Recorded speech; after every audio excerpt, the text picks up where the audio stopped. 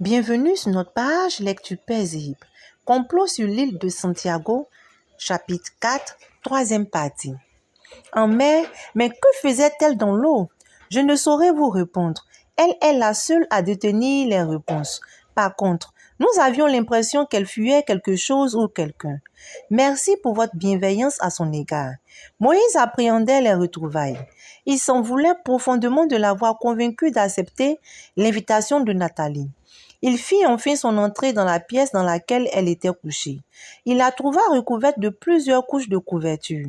Il se rapprocha et s'accroupit près d'elle. Alors qu'il la croyait endormie, elle s'agrippa à lui de toutes ses forces. Elle avait un regard apeuré.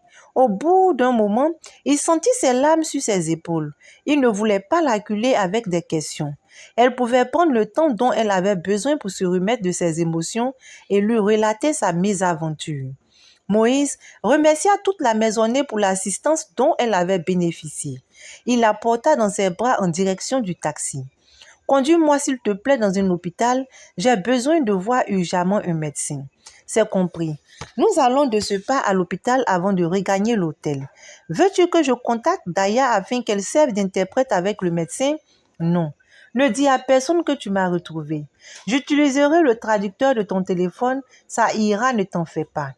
Il l'installa à l'arrière du taxi et il plaça sa tête sur ses cuisses. Il rechercha sur son téléphone une adresse de clinique ou d'hôpital proche de leur position. Le véhicule s'enfonça dans la nuit opaque au milieu des aboiements des chiens et des ululements des hiboux. Mazarine s'endormit paisiblement durant le trajet, tandis que Moïse réfléchissait aux actes commis par Nathalie. Il n'arrivait pas à l'imaginer aussi sadique et manipulatrice. Elle avait réussi à dissimuler pendant très longtemps sa face obscure. Il avait peur de découvrir tout ce qu'elle avait pu faire à Mazarine sur le bateau. Elle était consciente de la gravité des actes qu'elle avait posés, raison pour laquelle elle cherchait à quitter l'île. Il envisageait se pointer le lendemain à la première heure à l'auberge pour l'empêcher de s'en aller.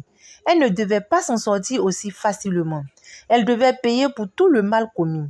Il était perdu dans ses hypothèses lorsque le taxi s'immobilisa devant un hôpital. Un brancardier transporta Mazarine dans une salle de consultation en fauteuil roulant. Moïse fut invité à patienter dans la salle d'attente. Une infirmière bilingue servit d'interprète. Elle reçut les soins requis et on la garda en observation pour la nuit. Moïse fut autorisé à rester à son chevet. Il n'arrivait pas à trouver le sommeil malgré la fatigue. Il tourna en rond jusqu'aux premières lueurs du jour. Après quelques examens, elle fut autorisée à rentrer. Il la ramena directement à l'hôtel. Il envisageait prendre une deuxième chambre pour lui laisser un peu d'intimité. Elle fut agréablement surprise de trouver de nouveaux vêtements de rechange. Je m'inquiétais de ne pas avoir de vêtements à me mettre puisqu'on avait tout abandonné à l'auberge. Merci pour ta bienveillance et ton soutien indéfectible. Je t'en prie. Lorsque je t'ai laissé hier au port, j'ai profité de ton absence pour faire quelques courses avant de rentrer. Je vais prendre une douche et je mettrai ces beaux vêtements propres. J'ai demandé à la réception de faire monter le petit déjeuner tout à l'heure. Je pars à l'auberge afin d'empêcher Nathalie de s'en aller en espérant qu'il n'est pas tard. Non, laisse-la s'en aller. Ses amis et elle feront un faux témoignage afin de me jeter en prison pour meurtre alors que c'était de la légitime défense. Meurtre? Qui a été tué? Laisse-moi finir de prendre ma douche et je te raconterai tout dans les moindres détails. D'accord. Je prendrai également une douche lorsque tu auras fini. On pourra ainsi avoir une conversation en personne propre. Mazarine s'esclaffa. Il avait réussi à la faire rire dans ces moments assez douloureux. Elle se dirigea vers la salle de bain. Même s'il ne l'avait pas montré tout à l'heure, Moïse était inquiet. Il s'imaginait jusque-là qu'il ne s'agissait que de brimades sur le bateau et non de meurtre. Il ne se sentait pas suffisamment prêt émotionnellement à écouter le récit des événements de la veille. Il craignait de craquer face à elle. Ils avaient temporairement rangé Zang et la menace qu'il représentait aux oubliettes. Assise sur le bidet, Mazarine pleurait à chaudes larmes. Elle avait dû se faire violence devant Moïse pour ne pas laisser transparaître son mal-être. Elle était au bord de la dépression. Sa vie était à présent fade et sans saveur. Elle n'avait plus aucun rêve, aucune joie, aucune attente. Elle avait juste envie de disparaître à tout jamais. Après un long moment de réflexion, elle prit finalement une bonne douche et enfila des vêtements propres. Pour éviter de se tromper de taille, il avait opté pour un pari gagnant des jogging qui lui allait bien. Elle s'installa sur le petit balcon pendant qu'il prenait sa douche. Elle se préparait psychologiquement à tout lui avouer. Elle craignait qu'il s'éloigne définitivement d'elle, une femme capable d'abattre un homme froidement. On sonna à la porte. Elle hésita à ouvrir. La police avait peut-être retrouvé le corps de Jovan. D'une petite voix craintive, elle demanda l'identité du visiteur. Elle ouvrit lorsqu'elle fut rassurée qu'il s'agissait bien d'un employé de l'hôtel qui apportait le petit déjeuner. Elle ne se voyait pas vivre éternellement avec cette peur. Moïse prit place près de Mazarine. Il commençait à déguster les différents mets installés sur la table. Il s'inquiéta de la voir manger du bout des lèvres. Tu n'as rien avalé depuis la veille. Fais un effort pour manger un tout petit peu. Je n'ai pas l'appétit. J'aimerais que tu me racontes à présent ce que tu as vécu hier. Ce fardeau est beaucoup trop lourd pour que tu le portes seul. Je le ferai plus tard. Non, fais-le maintenant.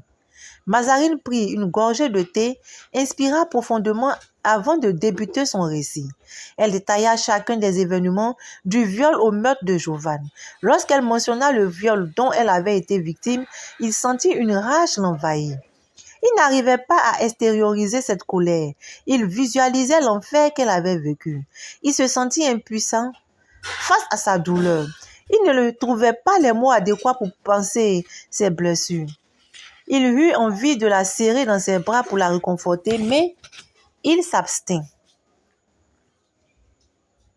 Elle devait être dégoûtée des hommes après cette tragédie. Elle vint finalement se blottir dans ses bras pour pleurer. Elle en avait assez de masquer ses émotions. Il écrasa une petite larme. Nathalie avait franchi la ligne rouge.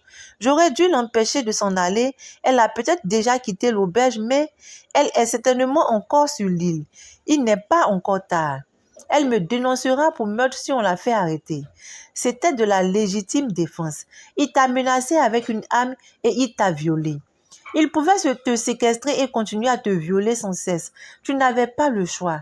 Je n'ai aucun témoin.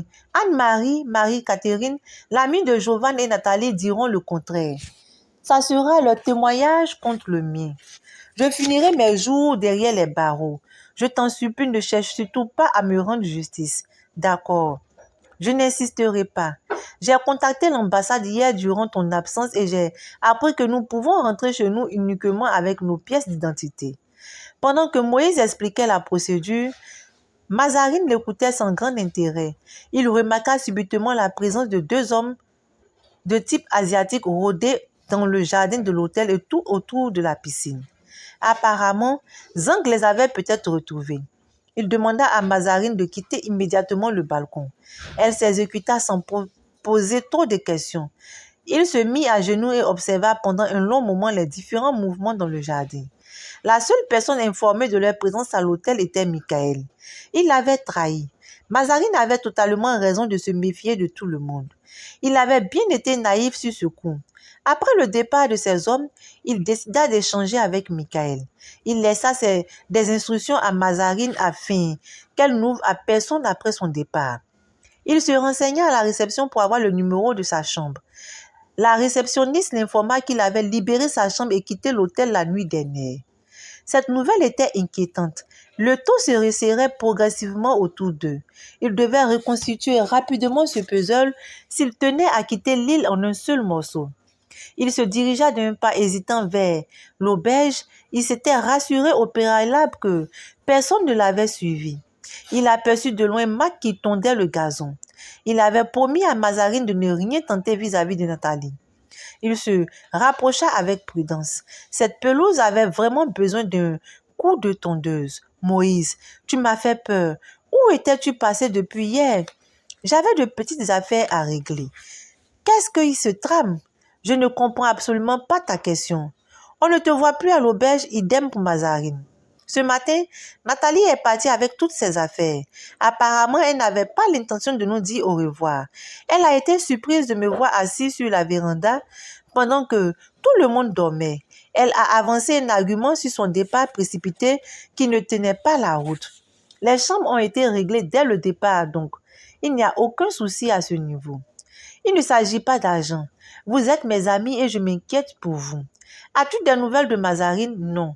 Je la cherche depuis la veille. C'est la raison de ma présence ce matin. Elle n'est pas ici non plus, d'accord. Nathalie a-t-elle dit où elle logerait dorénavant? Chez ses amis belges. Bien noté. Je continue mes recherches. Si je retrouve Mazarine, tu seras le premier à être informé. Moïse se retourna sans avoir eu des informations qui lui permettraient d'avancer dans sa quête. Il prit la direction de la petite haute plage de Prayan. Il avait besoin de réfléchir. Il s'installa à l'une des tables de l'unique restaurant installé sur la plage. Il observait les vagues qui s'écrasaient contre les rochers. Des touristes, accompagnés par des guides, prenaient des photos. Depuis sa position, il pouvait sentir l'odeur de pizza chaude sortir tout droit du four. Un serveur vint vers lui. Il passa la commande d'un mojito alcoolisé. En levant la tête, il pouvait apercevoir le phare de la ville. Avec toutes leurs mésaventures, il n'avait pas eu l'occasion de le visiter. Après avoir terminé son verre, il s'assit sur un rocher tout en trempant les pieds dans l'eau. Non loin de lui, un couple sur un rocher s'amourachait. Quoi qu'on dise après une déception amoureuse, cela procurait toujours du bien à l'âme d'aimer et d'être aimé en retour. S'acharner au travail, amasser des économies et ne pas recevoir de l'amour procurait une sensation de vide. Des études avaient révélé que l'on était plus heureux et épanoui lorsqu'on dormait auprès d'une personne que l'on aimait sincèrement. La quête perpétuelle de l'être humain était la recherche du bonheur. Il était heureux de voir des hommes âgés marcher en s'attrapant les mains. Les rites reflétaient le chemin parcouru, les difficultés surmontées. Il était plongé dans ses pensées lorsqu'il se souvint qu'il n'avait pas encore trouvé de solution à l'équation Zang. Il se leva et prit un taxi en direction du phare. Ne pouvant plus avancer, le véhicule s'immobilisa au milieu du chemin rocailleux marqué par l'érosion. Il était seul face à cette mer bleu-azur. Il ferma les yeux pour écouter le bruit du vent. Il savourait ce calme avant la tempête lorsqu'il entendit une voix derrière lui. « N'as-tu pas peur de te retrouver seul dans un endroit si isolé avec tout ce qui se passe, Michael? Depuis combien de temps me suis-tu? J'ai commencé à te suivre lorsque tu as quitté l'hôtel. Je t'ai vu arriver ce matin avec ton ami Mazarine. Où étais-tu caché pour me voir à l'hôtel? J'ai demandé expressément à la réception de dire à toute personne cherchant à me voir que j'avais quitté l'hôtel. Pourquoi as-tu mis en place ce scénario? Tu as certainement vu des hommes asiatiques rôder à l'hôtel. Tu as immédiatement couru pour me voir après leur départ. Tu n'es pas un homme prudent. On peut facilement te suivre et tu ne le sauras pas. J'avoue que j'ai la tête un peu ailleurs aujourd'hui. J'ai appris quelques mauvaises nouvelles ce matin qui m'ont bouleversée. Pourquoi ces hommes étaient-ils à l'hôtel? Tu m'as dénoncé? Que racontes-tu? Ils sont sur ma trace. J'ai posé énormément de questions à mes contacts. Quelqu'un m'a apparemment trahi. Zhang sait donc qu'il existe une personne qui se renseigne sur lui. Nous devons faire preuve de franchise l'un envers l'autre afin que nous puissions nous entraider. Si tu ne me fais pas confiance, je me méfierai également de toi et je ne partagerai pas avec toi mes informations. J'ai enregistré Zhang à son insu et l'audio obtenu a été traduit par un ami. On a ainsi découvert qu'il a favorisé la venue de Mazarine sur Praia. Il s'est servi du propriétaire de l'auberge, un vieil ami à nous. Nous nous sommes installés dans le même hôtel que toi car quelqu'un s'est introduit dans nos chambres et a volé nos passeports. Mazarine est donc un élément clé dans cette énigme. Concernant mes contacts, j'ai eu la confirmation que la petite fille de Zhang réside dans cette ville. Elle est l'unique propriétaire de tous ses biens car légalement, il n'est plus du monde des vivants. L'un de ses labins a été désigné comme tuteur légal. Ainsi s'achève la troisième partie de notre chapitre 4. Sur ce, je vous dis à très bientôt. Bye!